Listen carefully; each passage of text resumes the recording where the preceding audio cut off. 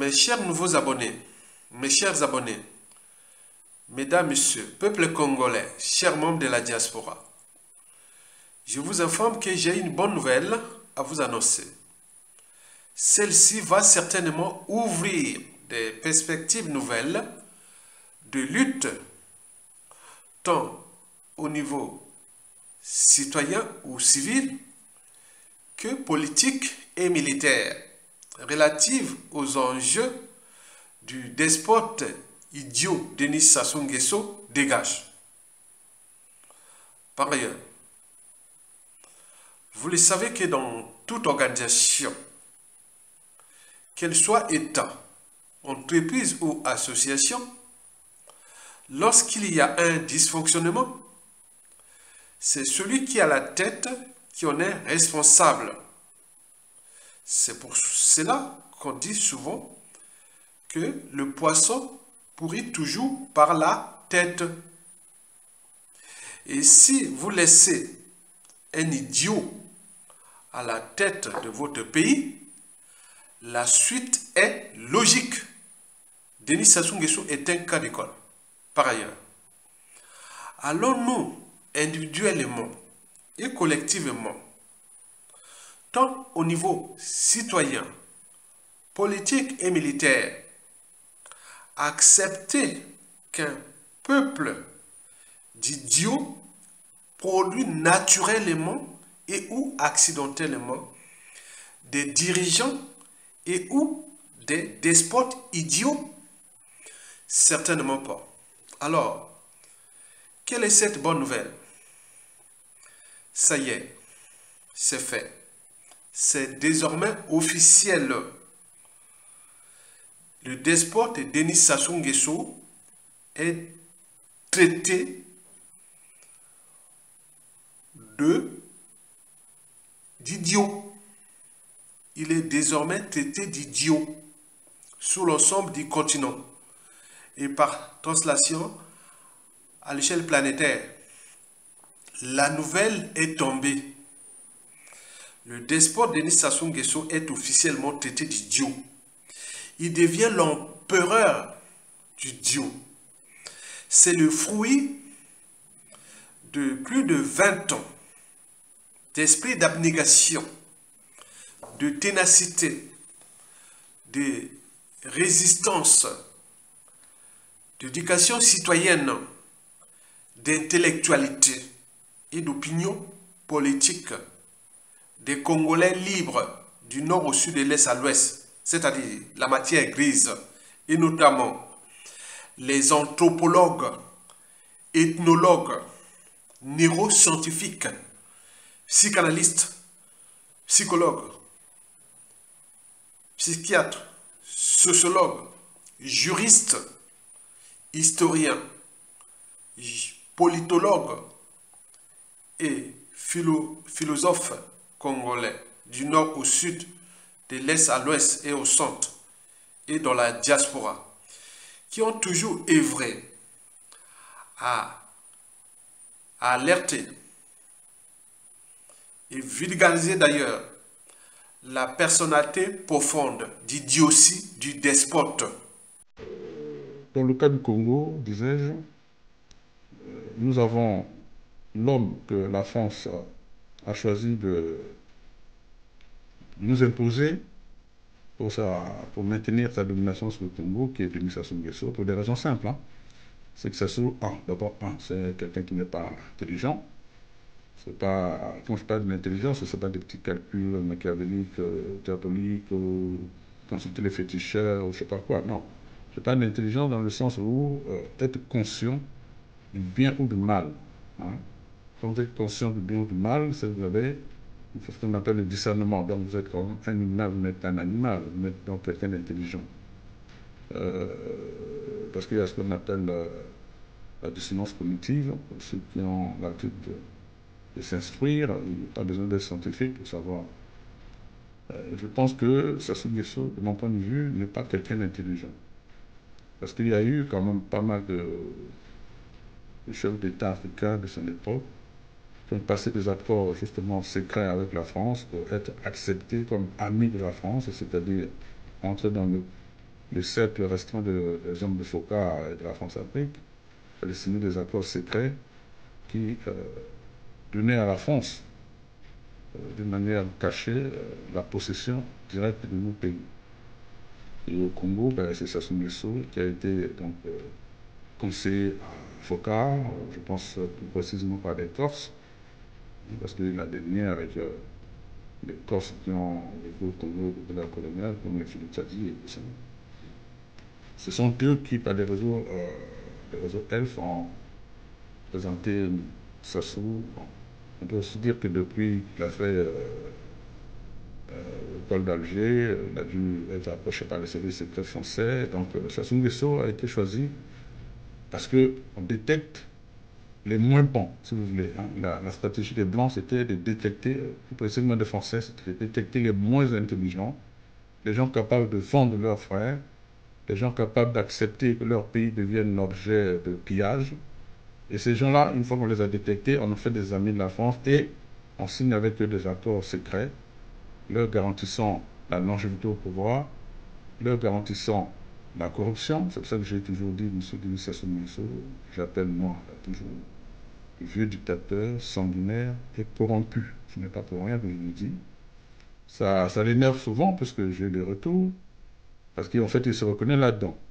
Quand il dit il est injurieux, il m'injurie, en fait, je ne l'injurie pas. C'est parce que je touche le point sensible que beaucoup de gens ne connaissent pas. Donc Sassou Nguesso est réellement incorrompu, il n'est pas le seul. Tous ceux qui ont été cooptés par Foka, ce sont des gens corrompus. Donc Sassou Nguesso en interne, et pourquoi je sais pourquoi c'est pourquoi je l'appelle toujours, je le lui rappelle en fait, toujours en disant que c'est un dictateur, et encore même la dictature, souvent chez nous, il faut que les gens retiennent bien cela aussi, il est souvent utilisé parce que c'est les Blancs qui leur demandent cela. Vous voyez, quand la France vient, elle a besoin de prendre possession de votre pays, et elle sait que le peuple peut se révolter et chasser leur instrument, c'est-à-dire le cas de Congo, Sassou Nguesso. Alors, donc, pour empêcher le peuple de se révolter, ben, il faut imposer une forme de dictature. Il faut imposer une dictature féroce, souvent, pour tenir le peuple en laisse. Donc, c'est une des exigences, c'est une des conditions qui leur sont imposées par leurs maîtres, ceux qui les ont choisis, pour que le peuple ne bouge pas. Donc, la dictature n'est pas souvent le fait de ces gens-là, c'est souvent, ça fait partie des clauses du contrat. Voilà.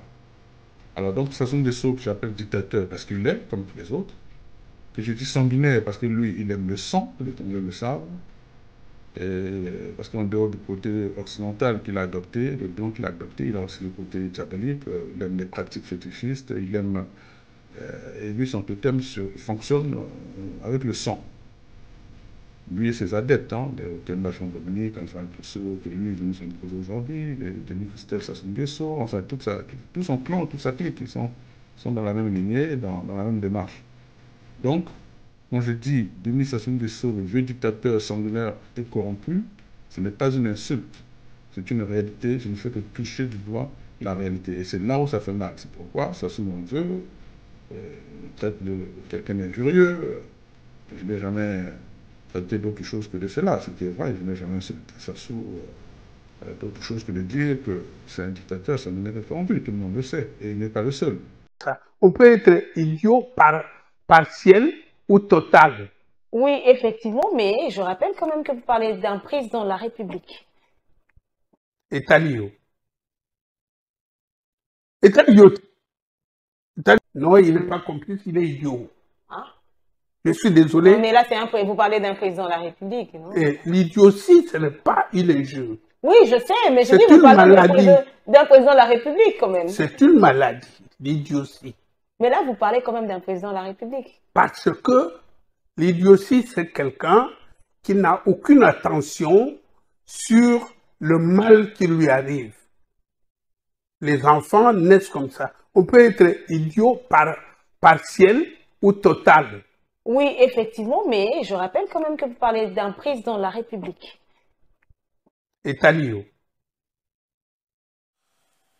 Mesdames, Messieurs, peuple congolais, chers membres de la diaspora, individuellement et collectivement, du nord au sud, de l'Est à l'Ouest et au centre, tant au niveau citoyen qu'intellectuel, politique, militaire, religieux et ou spirituel.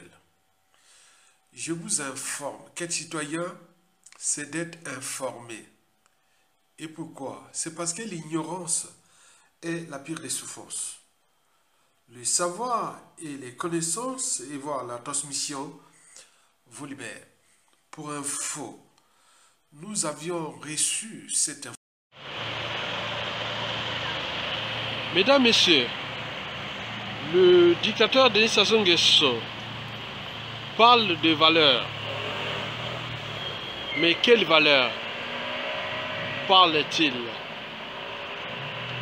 Mesdames, Messieurs, peuple congolais, le dictateur Denis Sassou Nguesso parle de valeurs.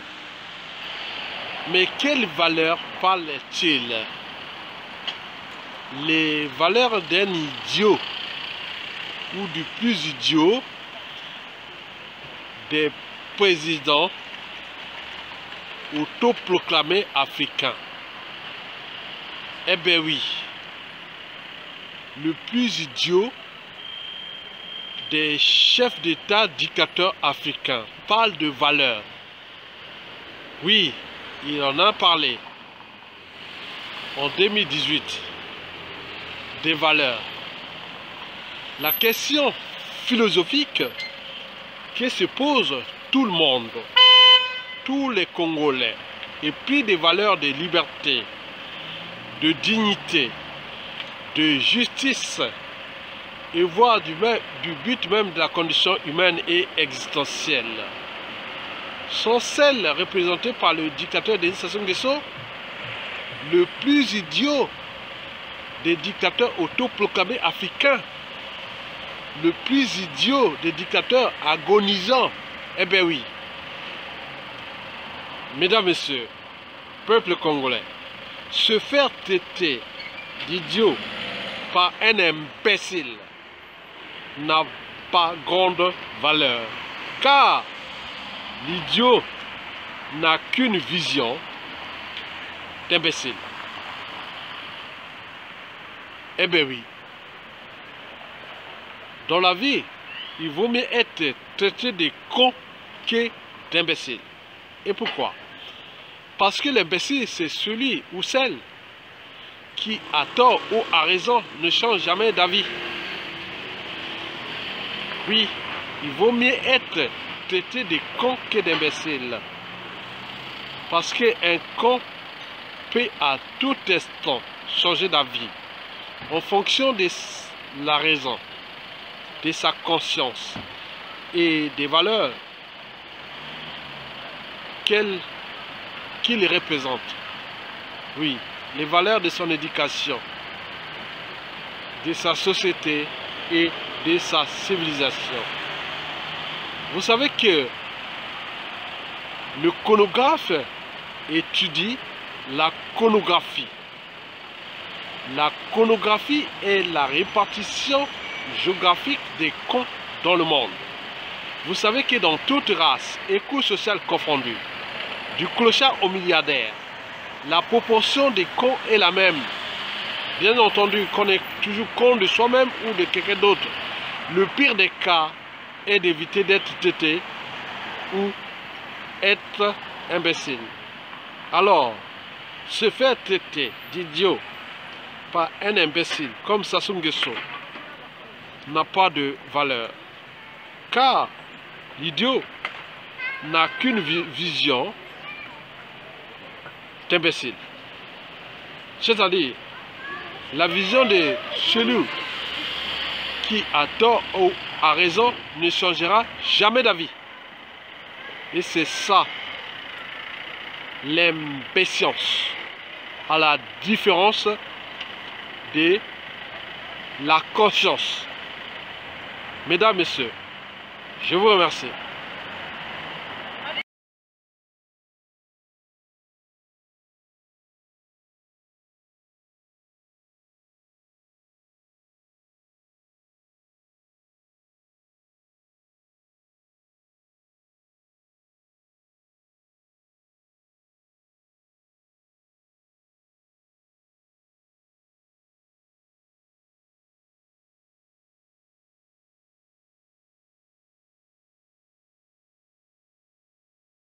Est-ce qu'il suffit de ne plus obéir pour être libre?